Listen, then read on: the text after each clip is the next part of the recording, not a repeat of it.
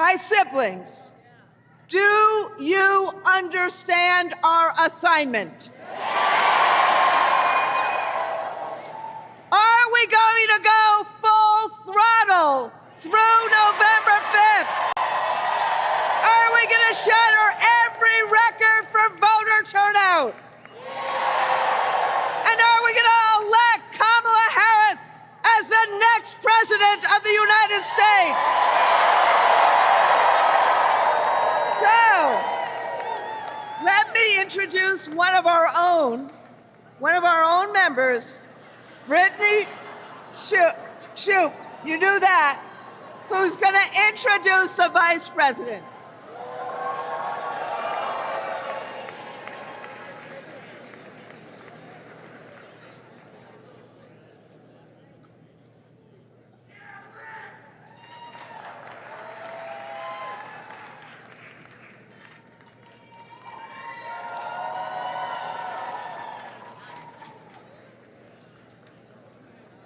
Hello, AFT family.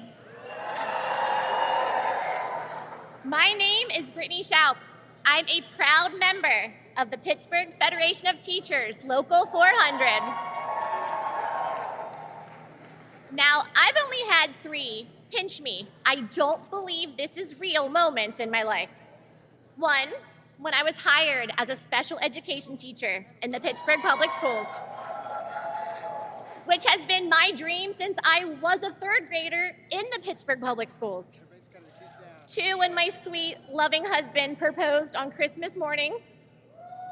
And 3, these last 36 hours, when I found out I was going to introduce Vice President Harris. As a special education teacher, I had heard about the Public Service Loan Forgiveness Program.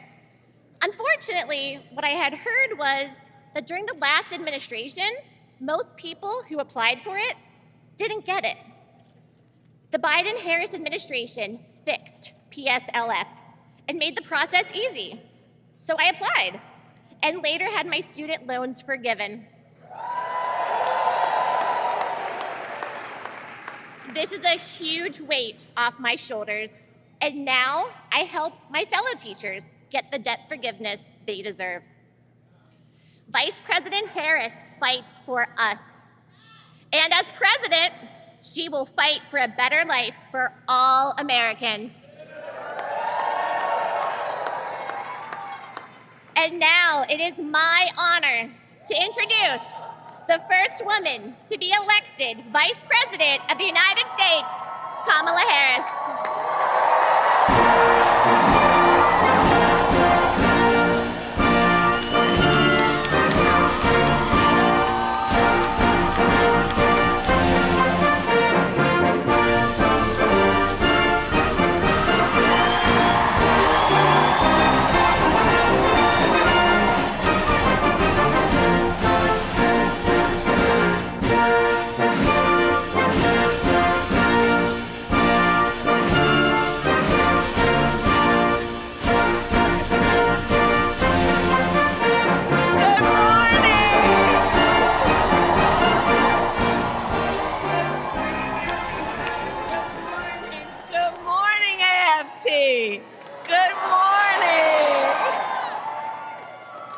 My goodness, it's so good to be with everybody. Please have a seat. Please have a seat. If you have a seat, please have a seat.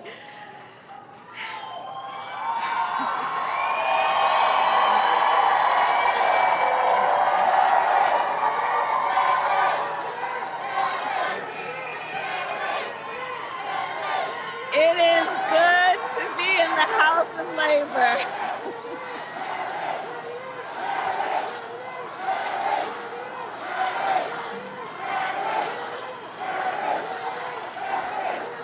Thank you.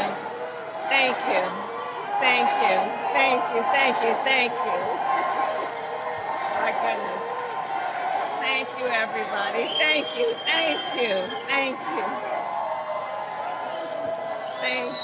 Oh, thank you all. Thank you so very much. Thank you. Can we hear it for Brittany, please?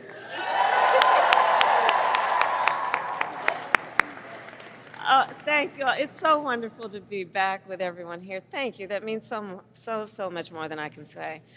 Randy, thank you for your friendship, your long-standing friendship. As we all know, Randy is a force, and she has been an incredible friend and an advisor to the president and me. And I want to thank you on behalf of the president and me and our country for all that you are. And I want to begin by saying a few words about our President Joe Biden. You know, right? Yeah. So last night, our president addressed the nation, and he showed once again what true leadership looks like. He really did. His words were poignant. You know, I'll speak in a moment about the importance of reminding people of history, teaching America's true history. He thinks and talks about his work and our country, understanding what it means in terms of what we do now and how that will impact the future. He thinks about our history in the context of the importance of the work we do now. And over the past 3.5 years, and over his entire career, Joe has led with grace and strength and bold vision and deep compassion. And as he said, that's right. And as he said, in the next 6 months, he will continue to fight for the American people. And I know we are all deeply, deeply grateful for his continued service to our nation. Thank you. Thank you. And to the members of AFT, I thank you for your service to our nation.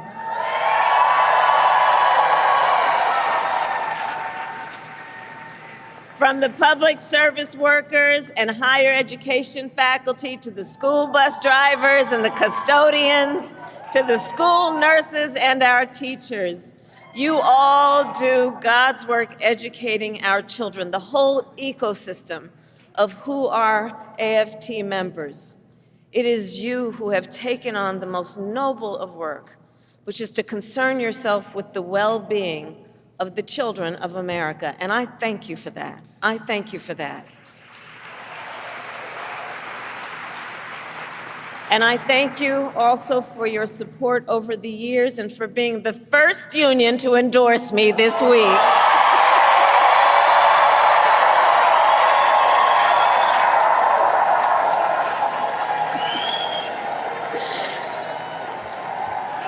Thank you. I thank you. I thank you. And as you may know, I am a proud product of public education. Many of you know that my first grade teacher, Mrs. Frances Wilson, God rest her soul, taught me and educated me and encouraged me and inspired me. And years later, when I walked across the stage to receive my law school diploma, Mrs. Frances Wilson was in the audience. Yeah. And that's who you are. I know who you are. I know who you are. This work is personal, and it is professional, and it is so critically important. And so it is because of Mrs. Wilson and so many teachers like her that I stand before you as Vice President of the United States of America. And that I am running to become President of the United States of America.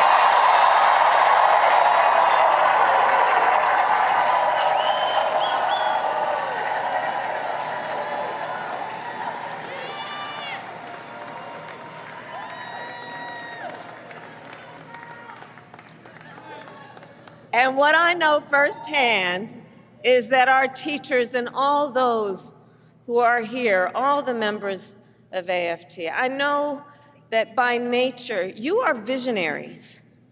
You are focused on the future. The work you do is about a focus on the future. You see the potential in every child. You foster it, you encourage it, And in so doing, you shape the future of our nation, which is why I say we need you so desperately right now. Today, we face a choice between two very different visions for our nation. One focused on the future, and the other focused on the past. And we are fighting for the future.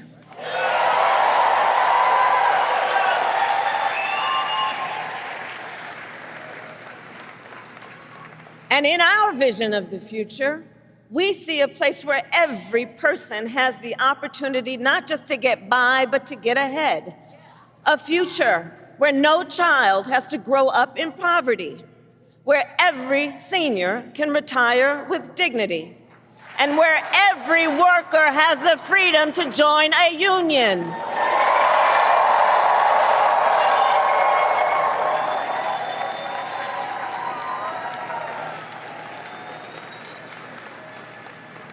We see a future with affordable health care, affordable child care, and paid leave, not for some, but for all.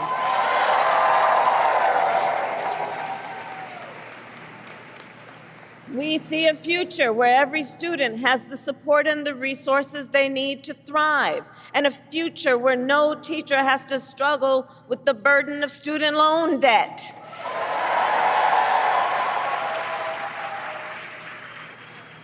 So as an example, our administration has forgiven student loan debt for nearly 5 million Americans,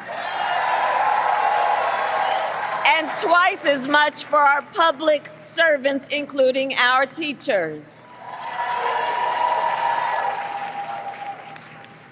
Teachers like Tanya Cabeza, who I met recently in Philadelphia. Tanya was first in her family to go to college, and she had been, like many, paying off her student loans for 20 years.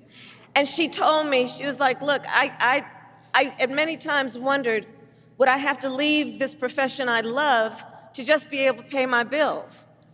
But I did it, I didn't leave, because I love what I do and I understand the importance. But making decisions then about what she could afford in terms of her daily obligations and dealing with these loans. And after 20 years, she still owed $40,000 in student loans. And we forgave it all.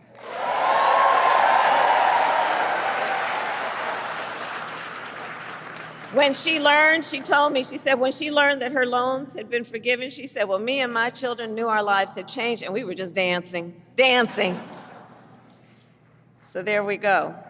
But we are clear-eyed.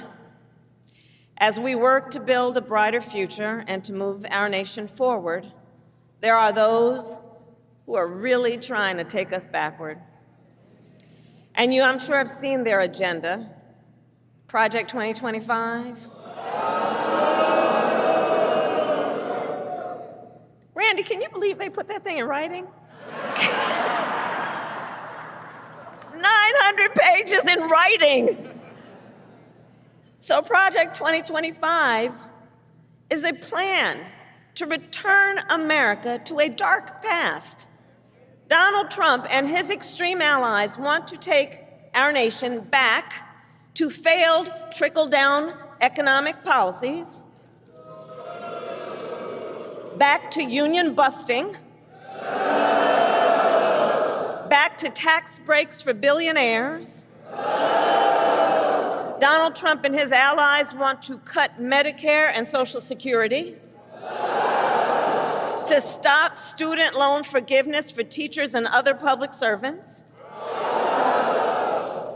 And I say to AFT, they even want to eliminate the Department of Education and end Head Start, which of course would take away preschool from hundreds of thousands of our children.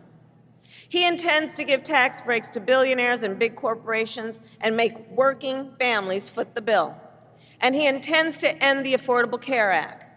Now think about that, to take us back to a time when insurance companies had the power to deny people with pre-existing conditions. Remember what that was like? Children with asthma women who survived breast cancer, grandparents with diabetes. You know, America has tried these failed economic policies before, but we are not going back. We are not going back.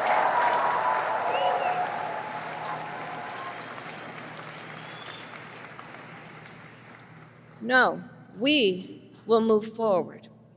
And one of the best ways to keep our nation moving forward is to give workers a voice, to protect the freedom to organize, to defend the freedom to collectively bargain, to end union busting.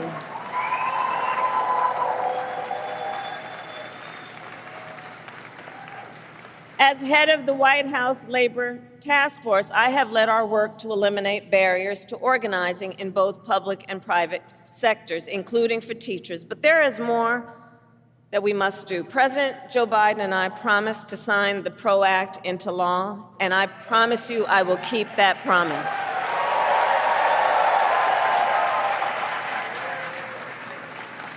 Because when workers join together and demand what is fair, everyone is better off. Understand, and I say this everywhere I go, understand, you may not be a union member, but you should thank unions, and I'm looking to the cameras in the back of the room. Not them, but the people who might be watching. You may not be a union member, but thank unions for the 8-hour workday. Thank unions for sick leave and paid family leave and vacation time.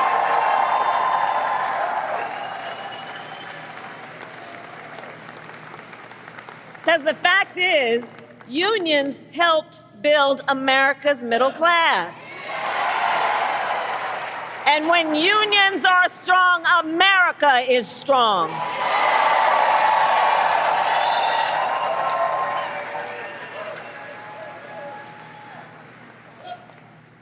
So AFT, ours is a fight for the future, and ours is a fight for freedom. In this moment across our nation, we witness a full-on attack on hard-won, hard-fought freedoms. While you teach students about democracy and representative government, extremists attack the sacred freedom to vote. While you try to create safe and welcoming places where our children can learn, extremists attack our freedom to live safe from gun violence. They have the nerve to tell teachers to strap on a gun in the classroom, while they refuse to pass common sense gun safety laws.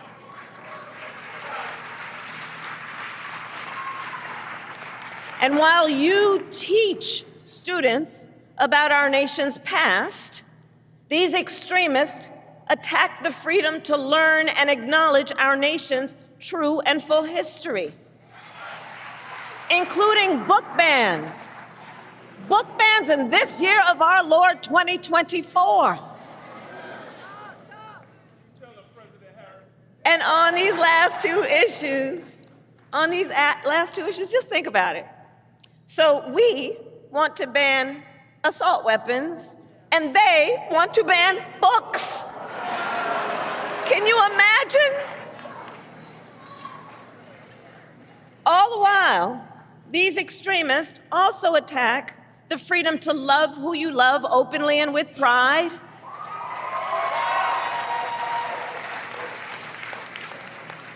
They pass so-called don't say gay laws.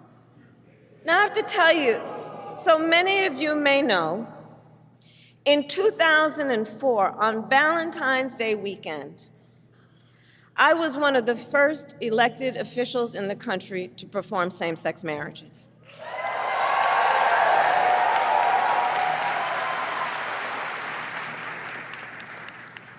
So here's the thing. It pains me so to think 20 years later that there are some young teachers in their 20s who are afraid to put up a photograph of themselves and their partner for fear they could lose their job. And what is their job? The most noble of work, teaching other people's children. And God knows we don't pay you enough as it is.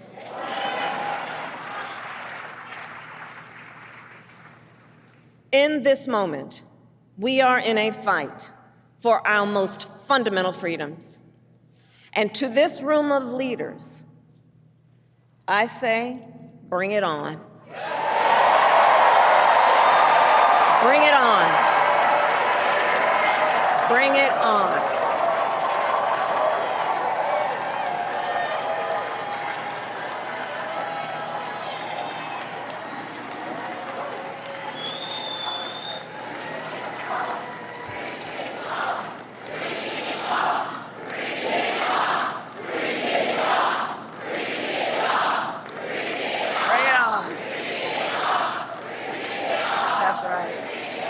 Because here's the thing. We believe in our country. We believe in its promise of freedom. And the American people believe in the promise of freedom. So we are in the fight. We who believe in the freedom to vote will pass the John Lewis Voting Rights Advancement Act and the Freedom to Vote Act. We who believe in the freedom to live safe from gun violence will pass an assault weapons ban. We who believe that every American should be free from bigotry and hate will fight to protect our teachers and our students from discrimination and make sure every student can learn America's history. And we who believe in reproductive freedom will restore the freedom of a woman to make decisions about her own body and not have her government telling her what to do.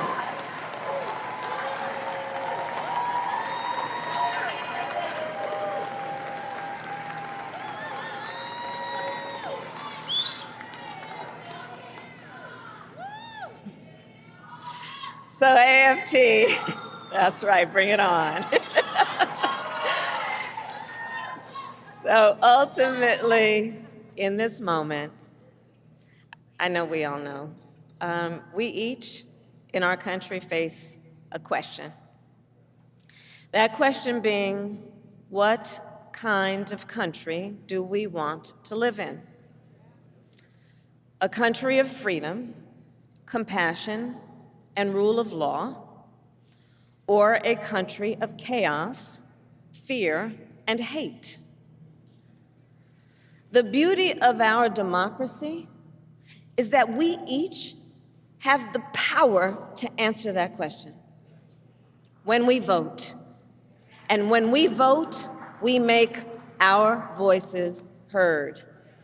So today I ask you, AFT, are you ready to make your voices heard?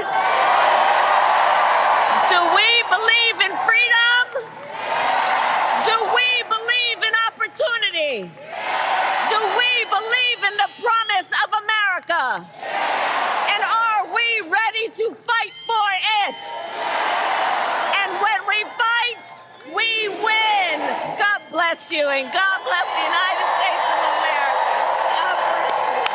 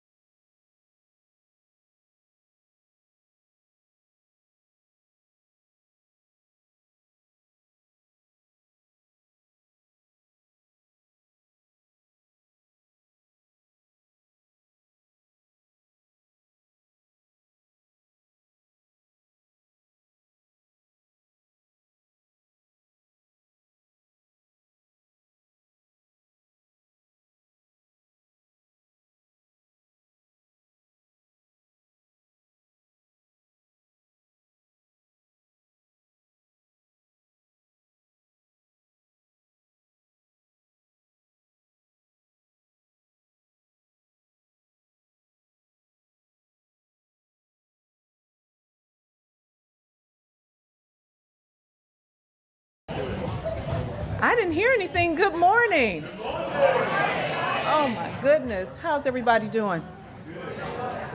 Well, I tell you, it is wonderful to again be in this space. We are going to wait for the live stream to start, so I'm going to filibuster a little bit, but how are folks feeling? Good energy? Okay. Because we need that. We need that. So, again, we're good to go? Okay, all right. Well, good morning again. It is such an honor and a privilege to welcome you, folks in the room and in our live stream, to the first White House Environmental Justice Summit in action.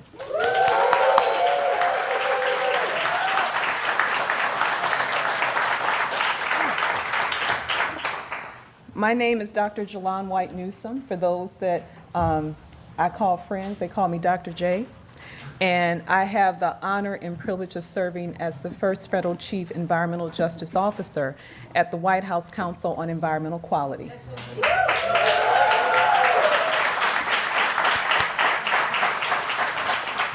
And I tell you, I am so grateful to be in this role to help our president